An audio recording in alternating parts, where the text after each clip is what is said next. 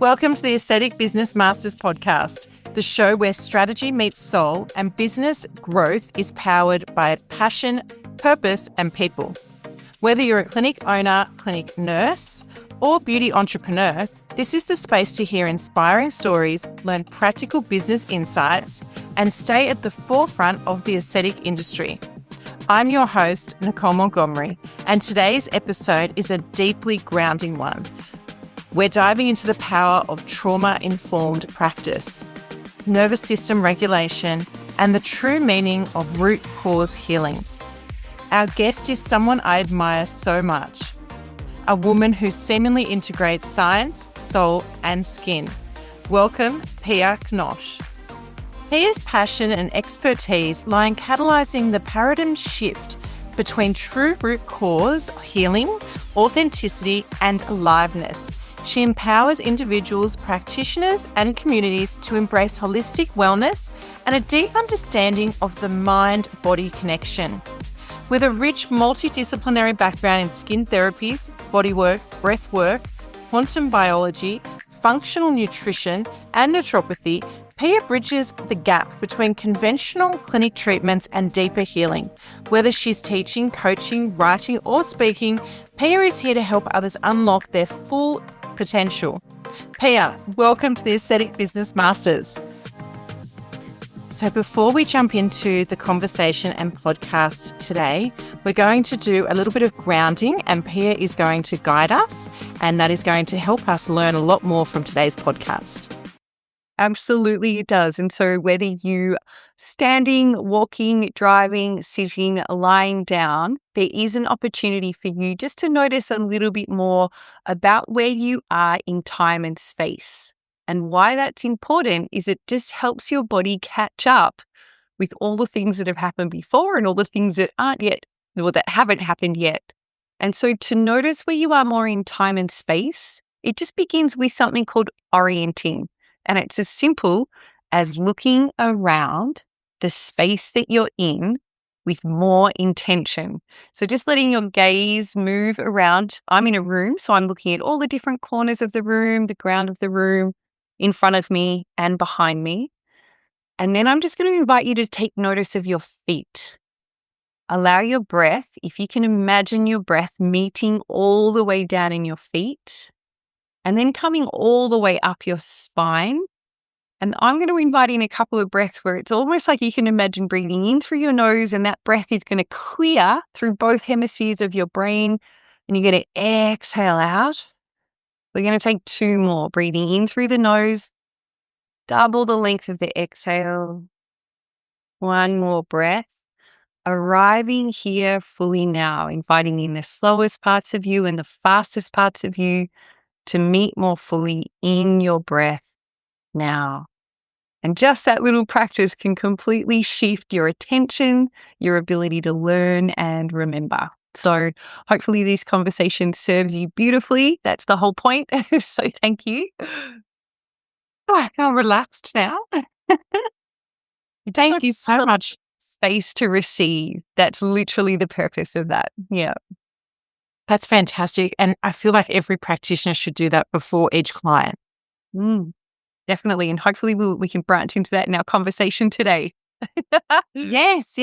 So let's get started. At the heart of today's conversation, talking about trauma-informed aesthetics, can you tell us what trauma-informed aesthetics actually means and why it matters more now than ever before? Absolutely. So I would love to answer that question first. And then if it's okay, I wouldn't mind unpacking that word trauma a little more as well, just because I feel like not everyone relates to it or understands the impact of it yet. And it's very important for this conversation, I believe. And that's partly because if we're moving into trauma-informed aesthetics, it means that we're recognizing that beauty and skin therapies aren't just working on the surface, and our frequency as a practitioner, like our way of being, our embodiment, isn't just a transactional experience. We're touching our sense of identity, self-worth, safety, our nervous system, and then all of the ripple effects that means for a whole mind-body system and its connection. So this awareness that everybody's past experiences is shaping their current version of self and even their future versions of self. And so if someone is carrying with them some trauma imprints and trauma patterns, I'm sure that everyone could imagine that that might distort their ability to be able to heal and for energy to move forward and evolve and grow. Because if someone's feeling that trauma is still impacting them, whether that's consciously or unconsciously, if something is traumatized, it's pretty hard to grow. Yeah. If you think about anything in a trauma response, it's pretty defensive and it shrinks down, and there's not a lot, there's energy for protection and defensiveness. There's not really energy for growth and the maintenance of that growth and evolution. And so when you apply that concept to skin, if we want skin to heal, yet someone that we're looking after, or even ourselves as we're looking after them, is moving through trauma responses, then it's going to make it more challenging for a really positive health trajectory outcome. Does that make sense? Yes, absolutely. That makes perfect sense. Yeah, great. And so I'd love to create this analogy of skin. So if you think about, just a small paper cut, if someone is pretty optimally healthy, a small paper cut is pretty insignificant. But if you were to continue to do that very small paper cut every hour of every day, then that's going to move from an acute injury into a chronic injury. If even more things were happening inside that system, it could end up being a complex injury. So more and more parts of our body become dysregulated because this constant injury is becoming a problem for the body. It can't find its own sense of regulation and balance. You can also imagine that if it wasn't just a paper cut, if we were going deeper and deeper through the layers of the skin, and so now we're moving through layers of fat and muscle, and maybe we even hit bone, there's even more complexity when it comes to healing that injury. When it comes to healing that injury, we need to have energy flow. Yeah, we've got to bring in nutrients and resources and support and scaffolding, and there's got to be a lot of communication and collaboration within the body. And that's exactly what it's like for anybody in any lived experience. So if something happens on an emotional scale, on a mental scale, on a physical scale, then, or all of the above, then that person is going to need to be witnessed. They're going to need to be supported. There has to be resources, communication, collaboration, and connection for energy to start flowing in ways that are harmonious again. If energy can't flow in ways that are harmonious, then it shifts people's perception of their power and their expression and their ability to thrive. And so that's where stress physiology is going to show up. And it literally changes the lens in which people perceive the world. There is just an inherent sense that it's unsafe or chaotic. And it's also shifting the way that they perceive themselves, because if people have gone through a traumatic experience which creates trauma imprints for them, they feel alone in that trauma. Yeah, they feel isolated and disconnected. They're not feeling part of the whole. So there's an inherent sense of distrust in their body, in themselves, in their power, in their expression. And so you can imagine that that starts to shift the trajectory of their life in different ways until those aspects of self are reclaimed again. Absolutely. I'm sure so many people can relate to this. And such a great segue. You've worked across many different healing modalities. How has the nervous system regulation shaped your perception on client care in aesthetics? So I've had a very huge, very wide span learning journey. I started my career in the beauty and skin industries when I was, 16, turning 17. So, and I'm just about to turn 47. And so that's a long time of looking after people's skin. And I started to realize that people's inherent sense of worth and whether they saw themselves or beautiful, if they were feeling confident, if they really believed in themselves, if they could focus on their values and their why, it made a huge difference to their outcomes with their skin treatment protocols. So a dysregulated nervous system and someone who isn't tapped into that same sense of self and their own power shows up in how people metabolize nutrients, what's happening in their digestive system, what's happening in their brain with their inner narrative, and therefore what's happening in all of their different tissues and organ systems, including their skin. And so obviously, I'm not going to say obviously, but I'm sure that skin and aesthetic therapists understand that when someone's in a chronic stress response, their skin barrier changes pretty astronomically, which means that it doesn't matter whether they're just applying a product or they're applying a treatment modality that has penetrative effects, then that chronic stress response is going to change the way that that skin interacts. Yeah.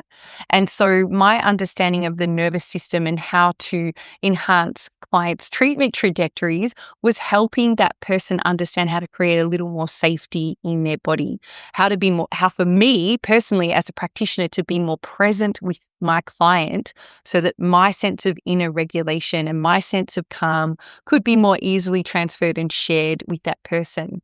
And that ability then of both of us to be in a space that felt like it was healing, that felt like it was transformative rather than stressful and high energy and, we've got to do, and we're rushing and we're really running through this time.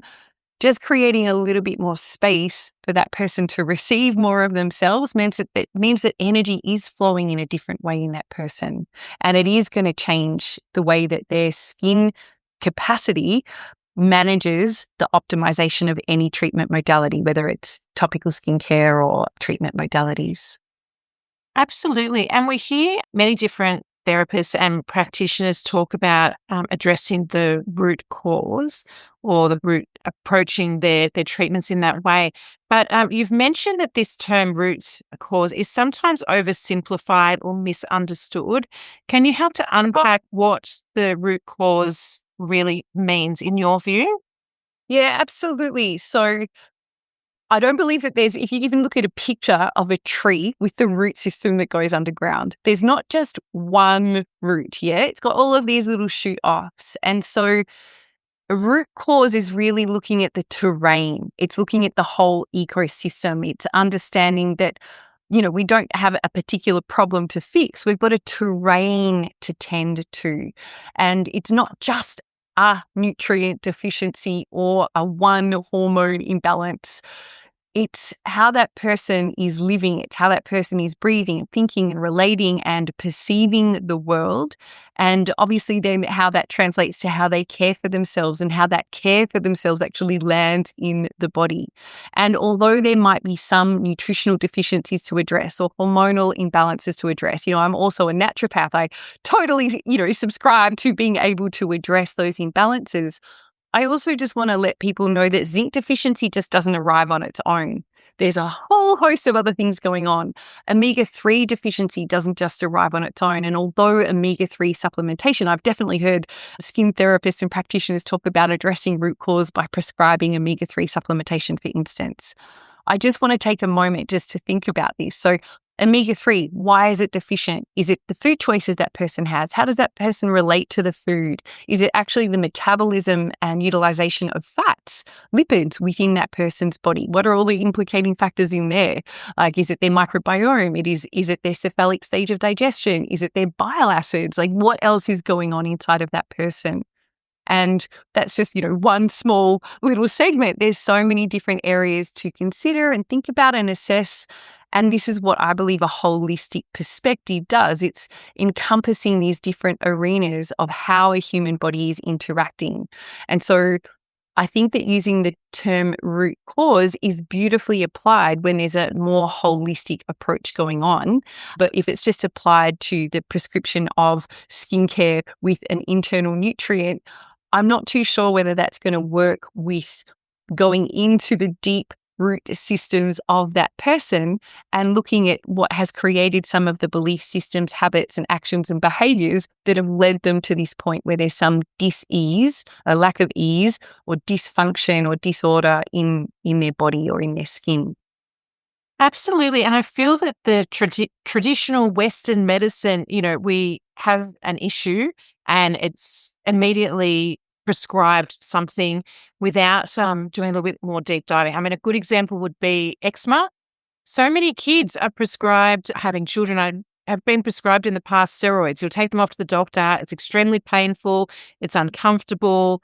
They're constantly irritated by it. And the first thing they'll do is prescribe you some steroid cream and then say, don't use it for more than a couple of weeks. And every time it flares up, use that and off you go without any consideration of the diet, their lifestyle, and everything else that you just mentioned. Mm. Totally. And so, I mean, there's so many different influencing factors that create an ecosystem. So, individually, we've got the ecosystem of our body, but even if you want to dive in and look at specific cell, like that's got its own unique ecosystem going on, let alone the trillions of cells that are all connected in our body, and then the tissues and the organ system. So you could look at each one separately as an ecosystem or each one together. But then this individual, say me, for instance, I'm currently sitting in a room. Now, what's the ventilation in the room? What's the temperature of the room? What's the air quality? What are the colors like? How is that influencing me and my current response and my perceptions of my inner world and my outer world? But this house is sitting in a state and it's sitting in a country, and there's all different sorts of, politics and socioeconomic, demographics going on. So there's so many different layers that go into shaping how a presentation of dis-ease starts in a person. And you could just look at reducing the symptoms. Obviously, symptomatic control is important. That can at least create relief in a person. But if the symptoms keep reappearing or reappearing in a different way, then there's other avenues to explore. And I really do like to begin my process as a practitioner with looking at the thoughts that people are thinking first, because our nervous system is the thoughts that we're thinking, yeah? As soon as the thought comes in, we've got a body response to that thought, to that story. And if that's left unaddressed, you could have the most delicious, nutritious meal or supplements or topical skincare in the whole world sitting in front of you that you might apply or ingest into your body. How is it going to land if your nervous system feels like it's threatened, or that you're not worthy, or that you're not good enough, or that this won't work because, or whatever, insert the storyline that someone might be running in a narrative. And so that's what I really want to bring to people's awareness here. You might have all of the different skills, you might have the best products, but if you're not aware of what's going on inside your own or someone else's nervous system, then there might be unconscious blocks to being able to shift them into their optimal state that they are wanting to go to. Absolutely. I'm also a registered nurse, and I used to work in a day surgery, and we had a patient once post-operatively, and it was like, I'm talking this was the only time this ever happened out of thousands of patients. And when somebody's in recovery after being under anesthetic, you dress them. It's quite normal. And then they start to wake up, And anyway, we're dressing this person, and two women, mind you. It was very above board and routine.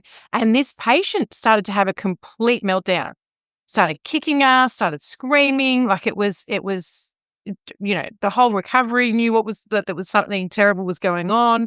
We immediately were like, oh my God, I'm not trying to hurt or attack or do anything. I think I was putting a shoe on at the time, or socks. Like it wasn't even in a sort of, genital area. Anyway, it turned out, cut a long story short, that she had been a victim of a really brutal, terrible gang rape. And because she'd been under anesthetic and she was waking up from this anesthetic, having multiple people dressing her just absolutely triggered her to no end. And then anyway, after that incident, which was quite, dramatic, the facility I worked at did actually put into their pet pre-op questions, asking if there was any, traumas and things that we should know about prior to them going under anesthetic. But prior to that, it was never even thought on anyone's radar. Anyway, the point of my story is for our audience of aesthetic practitioners, many being nurses, therapists, doctors, can you help give us an understanding of how trauma and emotional safety improve that client practitioner relationship? Totally. Well, I feel like if we pop that lens on the practitioner for a moment, like how safe do you feel in your own body and what could help you feel most safe? That's often how then we apply our inner knowledge and our inner wisdom to somebody else. What we know about ourselves, then we can share that wisdom that we've gained with others. But what you just described, I just want to kind of revert this back to the story for a minute, is that if that person had fully understood what the process was going to be before you started, as well as obviously receiving consent or also receiving choice, prior to that session beginning, so that there was an understanding of the structure of the session, what was going to happen, how it was going to happen. Do you say yes to this? That is what creates a lot of safety in a nervous system. Then that therapist does need to adhere to what they have, presented basically as the playground. This is the playground that we're going to interact with today. These are the different rules and regulations, and this is the way it's going to be. If you were to vary one of those rules and regulations, then that would need to be again readdressed and consent would need to be gained. That way that there is an establishment of trust, there is an establishment of boundaries, and there is an establishment of choice. If someone doesn't feel comfortable with what has been discussed and decided upon, then they have permission to ask for a change or a variation in the rules and regulations, and then that would be readdressed again, depending on, what they had asked for, obviously. But why you want to create those levels of safety and trust and have a trauma-informed practice is because it doesn't just change policies and procedures, it's literally changing your interaction with that person, which improves their outcomes. Business-wise, it obviously improves retention and referrals, and people feel seen and safe and valued and heard and witnessed. But people are able to relate in new ways together, and people can relax into any experience that's happening because they've got that level of trust and safety and rapport established, and they feel so cared for by an understanding of the process that's going to happen. Basically, if someone's had trauma, then there's a feeling of chaos and unsafety inside of them. So, if someone comes into a treatment space and they kind of don't really know what's going to happen, their system's already very hypervigilant. So imagine then if you could take someone who's got an inner chaos going on, but you could sit with them at the first outset, sit down together and look at that person and maybe direct, just as I started today's session, just 3 breaths just to start with. Let's just create a little bit of space. We're just going to double the length of that exhale. Now I've got some questions I want to ask you. And then once we have those questions, I want to share with you how today's treatment is going to go. Is this okay with you? I'm just trying to summarize here really quickly, something that's actually, can be quite a profound experience for people, but it's really looking at the patterns that either the business has and or that the client might have, whether they match, and how that relationship between each other and to ourselves makes a difference to the trajectory of the client. So important. I think medical professionals, probably more so than the beauty industry, we just have this, these are all the regulations. These are all the things that you have to legally do. So it's like practically like a checklist that they're all been done, and then everything else just falls under implied consent. Yes, totally. And also, I want to acknowledge how much practitioner burnout is real. Practitioner overwhelm is real. And it's partly because they might be taking on board dysregulated states from their clients. They've got their own dysregulated state potentially, but then they meet a client who's dysregulated. They come together and that just kind of amplifies. And then that day just continues along that path. And so trauma-informed care is benefiting all practitioners and businesses because it's honoring our boundaries and our energy and our humanity. It's honoring our own lived experience and how we can navigate new knowledge and practices to help us tap into our own regulation so that we've got that level of spaciousness to be able to provide really attuned care. I read a lot of scientific journals, and although you can make big generalizations about lots of different studies, you can even make generalizations about a human body. Like anatomically, we have, very similar organs and distribution in our system, but then N equals 1 every single time. Like people's response to any treatment, to any supplement, to any product is going to be unique to that person. And it's because of what's going on in their nervous system that it ends up being very unique. So yeah, that's what I wanted to share. And for somebody who doesn't have a psychology background or a coaching background, or who may not be as in touch because they're running at 100 miles an hour every day, one day after another, just morphs into the next, and months and years pass, how can they create a more safe and trauma-aware space? So this is where ritual and processes are really important. So they might begin with themselves first. I really do believe that, when we're embodying something and that's an authentic frequency that we're carrying, we can automatically share that with other people. It's a very easy transfer because we're so regulated inside of ourselves. So a practitioner might want to begin with themselves first, just by creating a little ritual in their morning where maybe they washing their face in the morning, they feel their own presence, meaning that they feel their own feet on the floor. They notice and become more intentionally aware of more of their own body parts. As they become more aware of their own body parts and their own breath, they belong to more of themselves in that moment. That's just one practice. Then as they begin to belong to more parts of themselves in any one moment, they're less likely to be ruminating in the past and then projecting out anticipated threats in the future, kind of blocking them from the present moment all the time. And so once they start releasing those addictions to future pacing, like I've got to do this, I must, I should, duty, obligation, hurry, go, go, go, burnout, overwhelm direction, basically. Or, I'm thinking about the past and I'm sitting here and I'm feeling stuck and I can't really move right now and still very overwhelmed. Yeah. Being able to calibrate to your own body just for very minuscule moments, could be just once at the start of the day, or maybe it's more often during the day. That's one way to start noticing how your body is receiving the present moment, and then how therefore you're receiving your next present moment, maybe with a client, maybe with the treatment that you're currently performing. It's one way just to start beginning to lean in to what trauma-informed care might mean. Then you might start having enough space to notice the language that you're using, the questions that you're asking in intake form, what could help create more safety and belonging in your clinic or in your business. Is the sound right? Is the lighting right? Is there too much movement going on? Could I ask each one of my clients for their feedback about what helps them feel even more relaxed and comfortable in this space? And could I apply that to my business? So trauma-informed therapies is a journey like anything. It's like learning skin.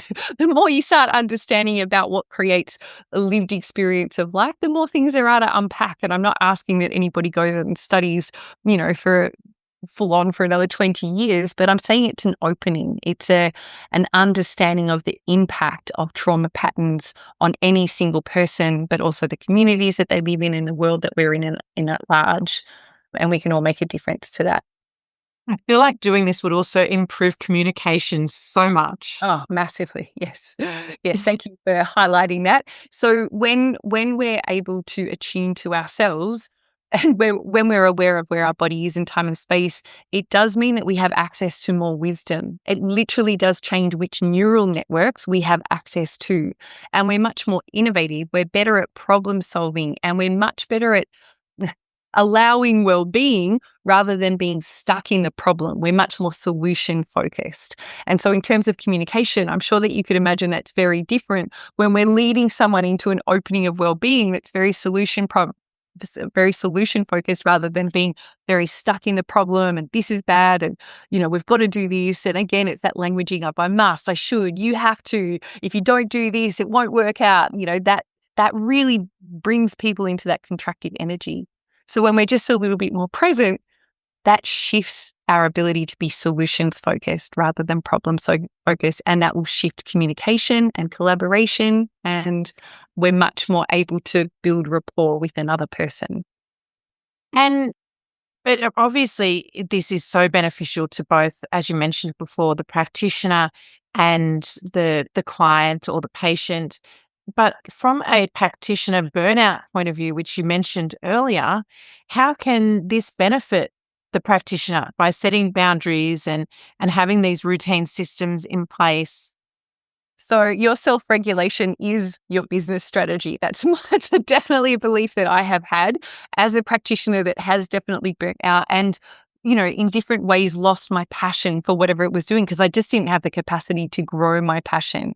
So, if you've lost your inspiration, you burn out on motivation. If I don't have a pull towards something, I can force myself to do it, but you kind of run out of the energy for that. Yeah. And so that's why self-regulation is a business strategy, because when we're regulated in ourselves, it's so much easier to tap into inspiration and creativity and passion.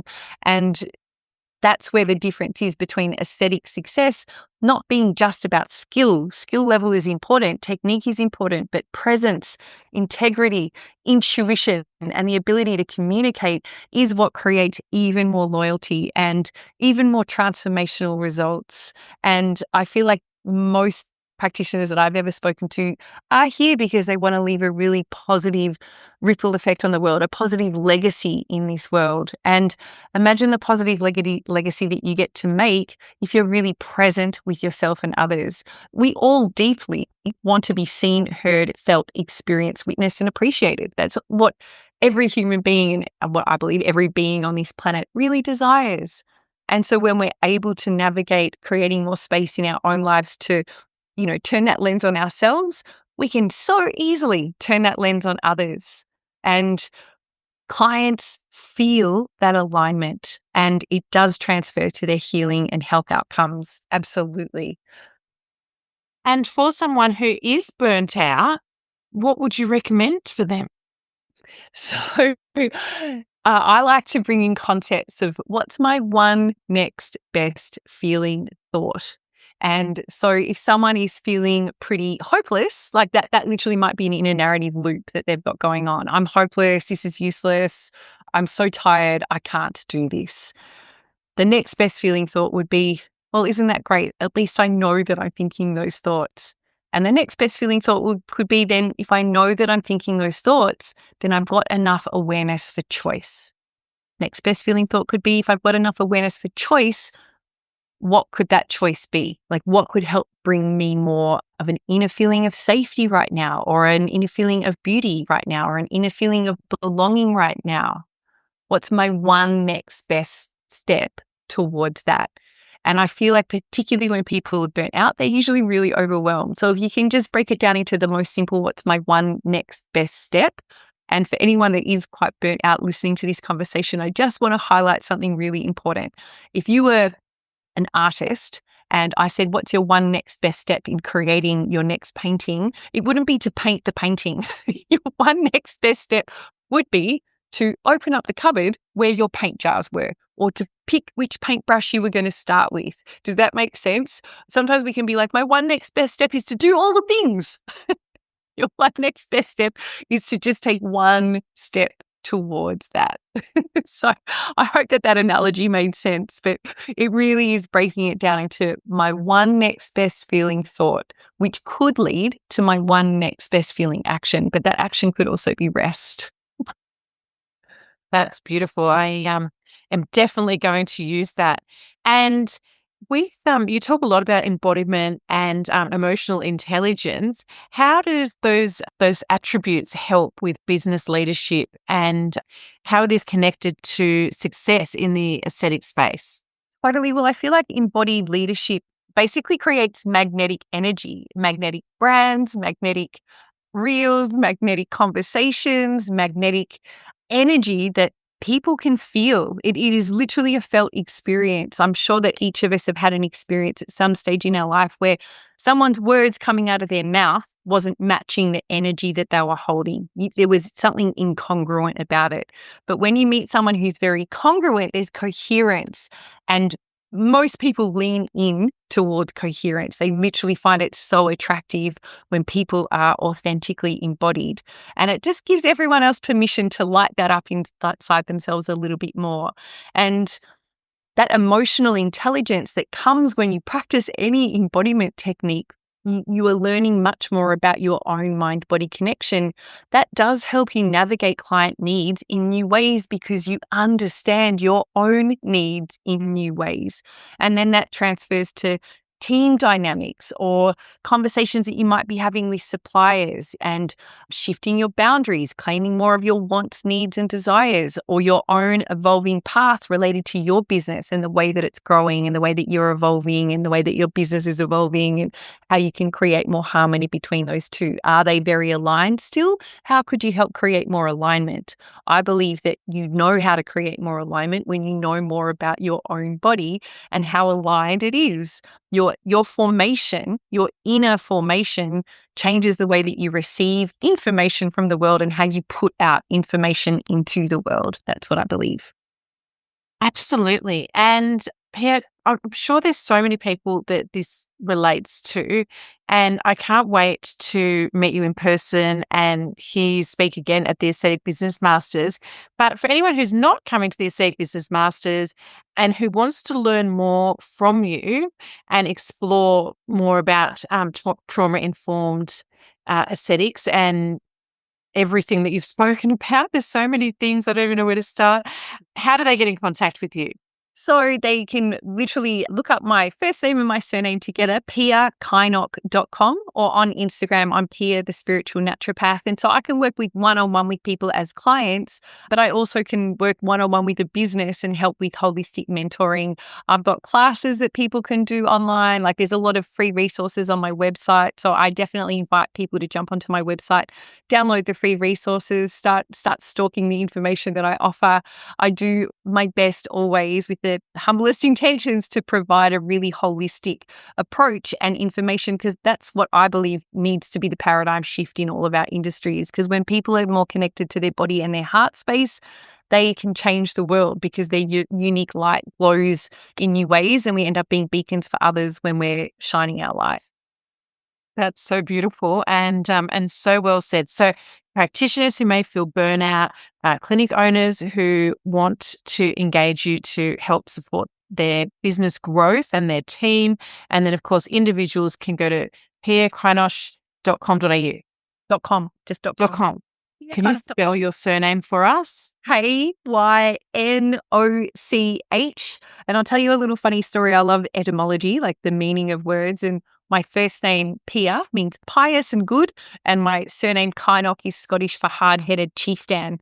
So I'm like, up there for the paradigm shifting, but I'm very good. Thank you so much for your time today. It's been such a pleasure.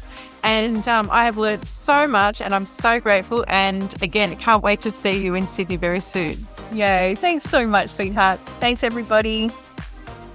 Pia, thank you so much for joining us today. Your words are not just inspiring, they're an invitation for all of us in the industry to go deeper, slow down, and truly connect with ourselves and with our clients.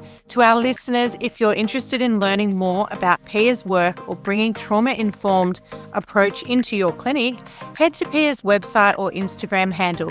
You'll find Pia on Instagram at Pia_the_spiritual_naturopath, where you'll also find a link to her website, which is www.piaknoch.com. That's a wrap for today's episode of the Aesthetic Business Masters podcast. We hope you're walking away with fresh insights, practical tips, and the inspiration to take your business to the next level.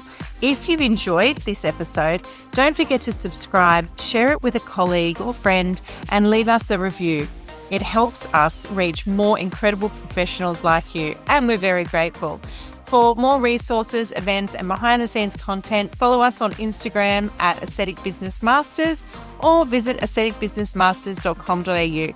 Until next time, stay curious, stay confident, and keep mastering the business of aesthetics. Be bold in business and brave in beauty, and remember, success favors the courageous.